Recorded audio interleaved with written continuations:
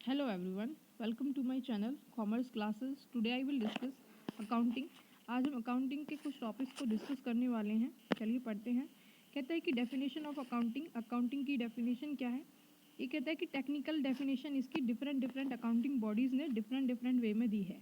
जो American institute of certified public accountant है, जिसे हम AICPA भी बोल सकते हैं, उसने इसकी डेफिनेशन दी है कि अकाउंटिंग एक मनी ट्रांजेक्शन्स को रिकॉर्ड करने का, क्लासिफिकेशन करने का और उनको समराइज करने का एक अच्छे तरीके से।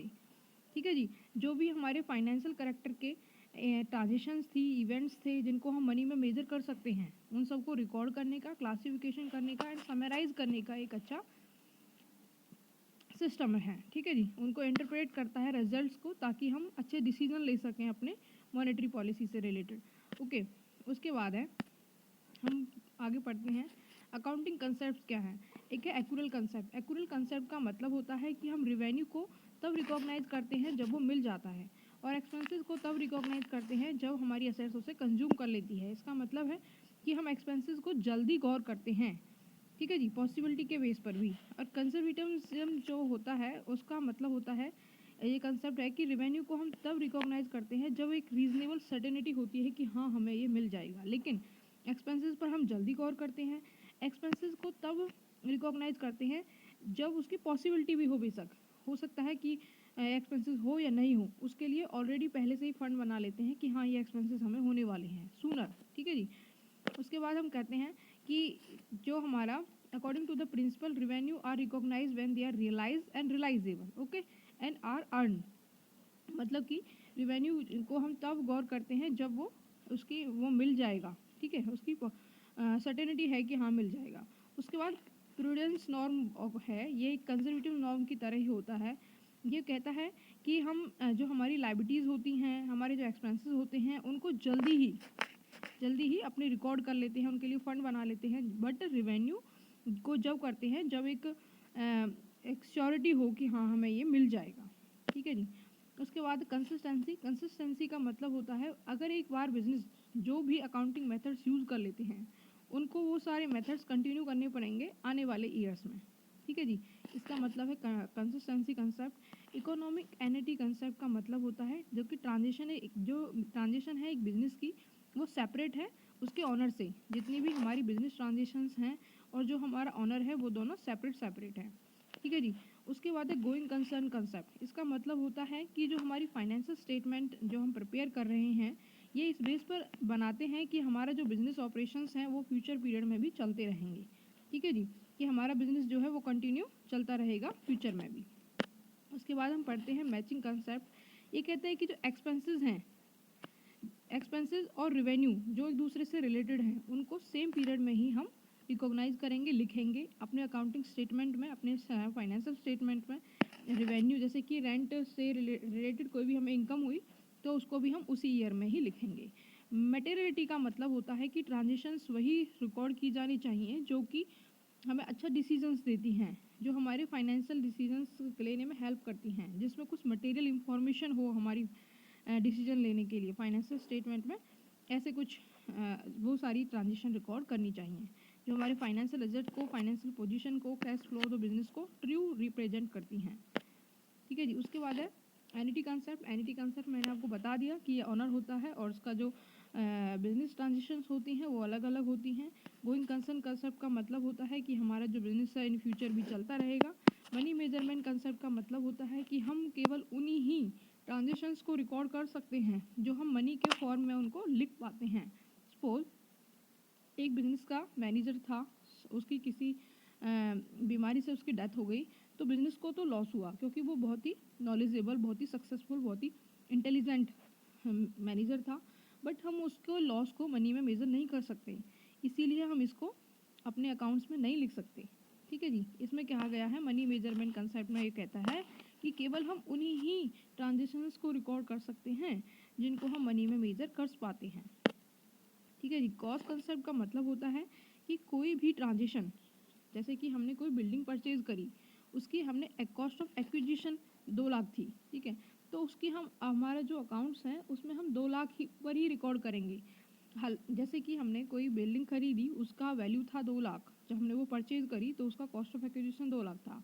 हमने अपनी बैलेंस शीट में उसकी वैल्यू लिख दी बिल्डिंग 2 लाख, ठीक है जी। बट उसकी मार्केट वैल्यू आज 3.5 लाख है। बट तो हम अपनी जो बैलेंस शीट है हम उसमें अपनी 2 लाख की वैल्यू रहने देंगे, 3.5 लाख नहीं लिखेंगे। और होता क्या है, उस जो हमने बिल्डिंग खरीदी उस पर हम डेप्रिसिएशन लगाएंगे, डेप्रिसिएशन से उसकी वैल्यू और डिक्रीज होती चली जाएगी, ठीक है। कॉस्ट कंसेप्ट का मतलब है कि हम अपनी बिल्डिंग या अपनी असेट्स को उस वैल्यू पर रिकॉर्ड करते हैं जो हमारी कॉस्ट ऑफ एक्विजिशन की होती है, ठीक है जी। उसके बाद है डुअल कंसेप्ट। डुअल कंसेप्ट कहता है कि कोई भी ट्रांजिशन जो बिजनेस में होती हैं उन सब के 2 डुअल कंसेप्ट होते हैं। जैसे कि सपोज उसके 2 अकाउंट्स इफेक्ट होते हैं। जैसे कि हमने कोई रेंट पेड किया, ठीक है जी। रेंट पेड किया तो क्या एंट्री बनेगी, एंट्री बनेगी rent account debit to cash, ठीक है जी। हमारे पास से क्या गया, कैश गया, और क्या पे हुआ, रेंट पेड हुआ, तो 2 अकाउंट इफेक्ट हुए।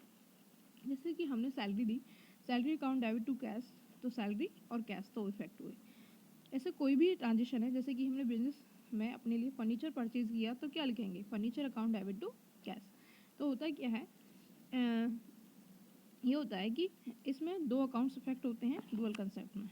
उसके बाद हम पढ़ते हैं, कहते हैं कि अकाउंटिंग पीरियड कंसेप्ट। इसका मतलब होता है कि कोई भी बिजनेस जो है, हमने कह तो दिया कि हमारा जो बिजनेस है वो बहुत टाइम तक चलेगा, इन फ्यूचर चलता रहेगा गोइंग कंसर्न कंसेप्ट में।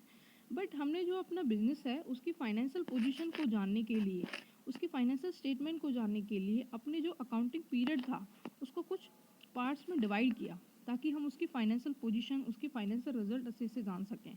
फाइनेंशियल ईयर कहते हैं उसे, कैलेंडर ईयर भी कहते हैं। ये 1 अप्रैल से 31 मार्च तक शुरू होता है।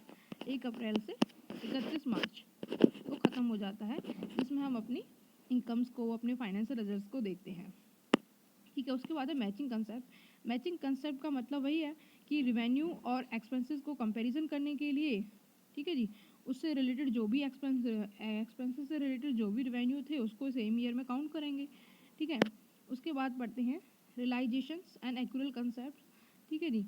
ये कंसेप्ट हमने स्टार्टिंग में पढ़ा था। इसका मतलब क्या था कि हम रिवेन्यू को तब रिकॉग्नाइज करते हैं जब वो अर्न हो जाता है, जब वो मिल जाता है। बट हमारे जो एक्सपेंसेस होते हैं उनको हम तभी रिकॉग्नाइज कर लेते हैं जब हमारी असेट्स उसे कंज्यूम कर लेती है, ठीक है जी। उसके बाद हम पढ़ते हैं कन्वेंशंस ऑफ कंसिस्टेंसी। कंसिस्टेंसी का मतलब था जो भी मेथड हमने, जो भी रूल हमने आज फॉलो किए हैं वो भी हमें नेक्स्ट ईयर में भी वही फॉलो करने हैं, उसका मतलब था कंसिस्टेंसी, ठीक है। जैसे कि हमने कोई डेप्रिसिएशन मेथड यूज़ किया, डेप्रिसिएशन मेथड में हमने यूज़ किया कोई हमने स्ट्रेंथ मेथड यूज़ किया, तो होता क्या है कि हमने नेक्स्ट ईयर में भी वही मेथड यूज़ करना है, ठीक है, जिससे कि हमारी कैलकुलेशन जो है वो एक्यूरेट आएगी, हमारा रिजल्ट एक्यूरेट आएगा। उसके बाद आता है कंजर्वेटिज्म। इसका मतलब ये था कि हमने ये पहले भी पढ़ा था कंसेप्ट्स में, अब हम कन्वेंशंस में पढ़ रहे हैं इसको।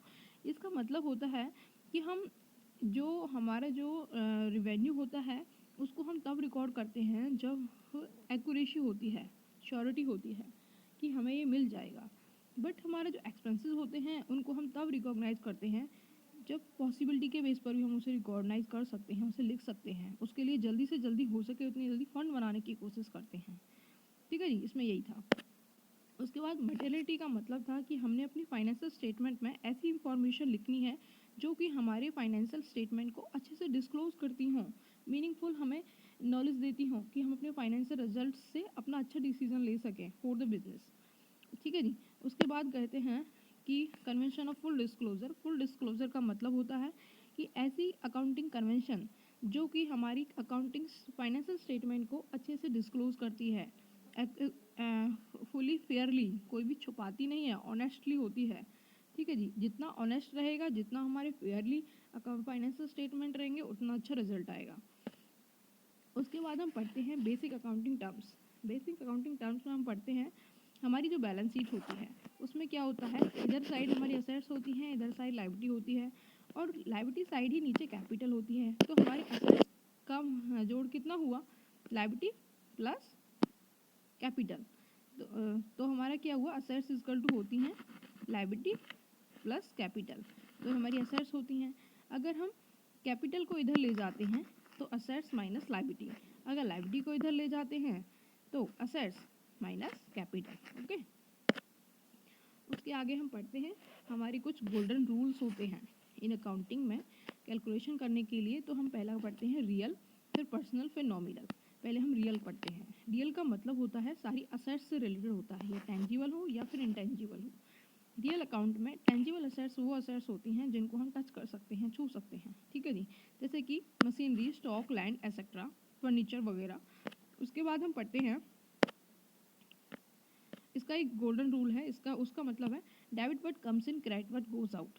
कि जो आ रहा है उसको हम डेबिट कर देंगे, जो जा रहा है उसको हम क्रेडिट कर देंगे। जैसे कि हमने कोई फर्नीचर परचेज किया तो furniture account debit to cash. तो आ रहा था क्या, फर्नीचर, तो फर्नीचर क्या है, हमारी रियल अकाउंट है, क्योंकि ईआर का सेट्स होती है।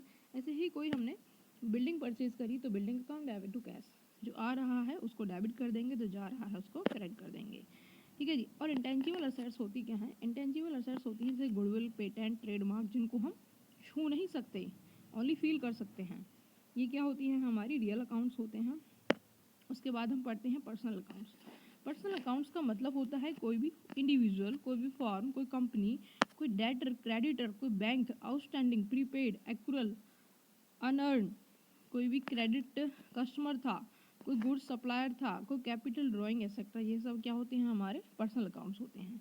इसमें हमारी कैपिटल भी आती है, ड्राइंग भी आती है, आउटस्टैंडिंग भी आते हैं, प्रीपेड भी आते हैं, और एक्रूअल भी आते हैं, अनअर्न भी आते हैं, ठीक है। नेचुरल पर्सन, एक तो होता है नेचुरल।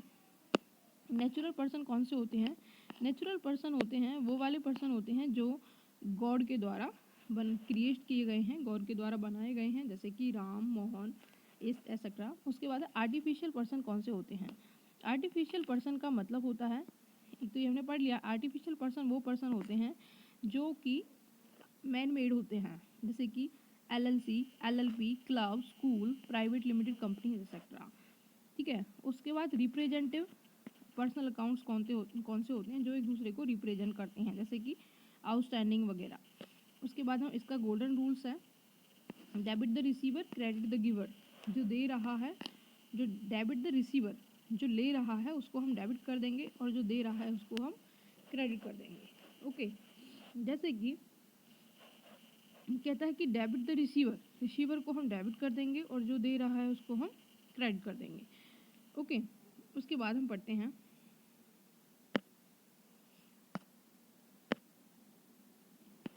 उसके बाद के लाइबिलिटीज़ के बारे में बताता है कि करंट लाइबिलिटी क्या होती हैं। करंट लाइबिलिटी जो कि इन 12 मंथ में हम उनको पे कर देते हैं। नॉन करंट लाइबिलिटी वो होती हैं जो कि 1 मंथ के बाद पे की जाती हैं। उसके बाद ये हमारे पर्सनल चल रहा है, ठीक है जी। पर्सनल में क्या होता है, जो एक्रूअल होता है, आउटस्टैंडिंग होता है, एडवांस होता है, अनअर्न होता है, ये सब क्या होते हैं, हमारे पर्सनल अकाउंट्स होते हैं।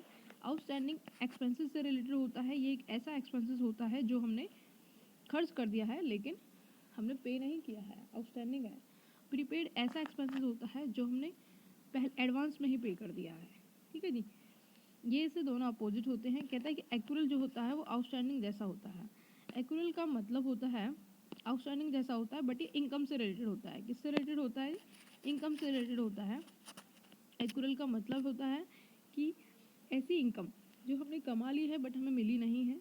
अनअर्न का मतलब होता है ऐसी इनकम जो क्या होता है, ऐसी इनकम जो हमें एडवांस में मिल गई है, हमने कमाई नहीं है बट हमको मिल गई है, उसको हम अनअर्न बोलते हैं। उसके बाद होता है नॉमिनल अकाउंट्स। नॉमिनल अकाउंट्स का मतलब होता है, इसमें हम क्या ट्रीट करते हैं, इसमें हम हमारी असेट्स तो रियल अकाउंट्स हो गई, इसमें हम अपने एक्सपेंसेस को, लॉसेस को, अपना जो गेन हुआ, प्रॉफिट हुआ, उससे रिलेटेड ट्रांजेक्शन्स को देखते हैं। इसमें इसका गोल्डन रूल होता है, expenses and losses are debit. जितने भी हमारे एक्सपेंसेस होंगे, लॉसेज होंगे, उसको हम डेबिट कर देंगे। जितने भी प्रॉफिट या गेन होंगे उनको हम क्रेडिट कर देंगे, ओके। कहता है कि 1494 में लुका पिंकोली नाम का एक अकाउंटेंट था। उसने क्या किया, उसने डबल एंट्री सिस्टम की खोज की थी। क्या की थी, डबल एंट्री सिस्टम की खोज की थी। और उसने जैसे डबल एंट्री सिस्टम पर पहली बार काम किया, बुक कीपिंग पर पहला काम किया, उसको क्या कहा जाता है, उसे father of accounting and book keeping भी कहा जाता है। क्या कहा जाता है, father of accounting and book keeping. उसने 2 अप्रोचेस के बारे में डिस्कस किया, ब्रिटिश एंड ट्रेडिशनल अप्रोच। जो ट्रेडिशनल अप्रोच थी वो हम पढ़ चुके हैं, इसमें रियल अकाउंट, पर्सनल अकाउंट्स और नॉमिनल अकाउंट्स आता है। अमेरिकन अप्रोच को हम अब डिस्कस करेंगे। ओके, कहता है कि जो हमारी मॉडर्न अप्रोच होती है वो डेबिट और क्रेडिट के रूल पर बेस करती है। ये बहुत ही इजी है, ईजियर है अंडरस्टैंड करने में और अप्लाई करने में भी बहुत आसान है। कि जी मॉडर्न अप्रोच को अगर आप एक बार यूज़ करें तो आप रिजल्ट को फाइंड आउट कर सकते हैं, बताया गया है इसके बारे में। चलिए पढ़ते हैं। इधर हमने डेबिट लिखा, इधर क्रेडिट लिखा। ठीक है जी, कहते हैं कि असेट्स अगर इंक्रीज हो जाती हैं तो हम उसको डेबिट करते हैं, क्योंकि हमारी बैलेंस शीट में असेट्स डेबिट साइड होती हैं, मतलब इधर साइड होती हैं।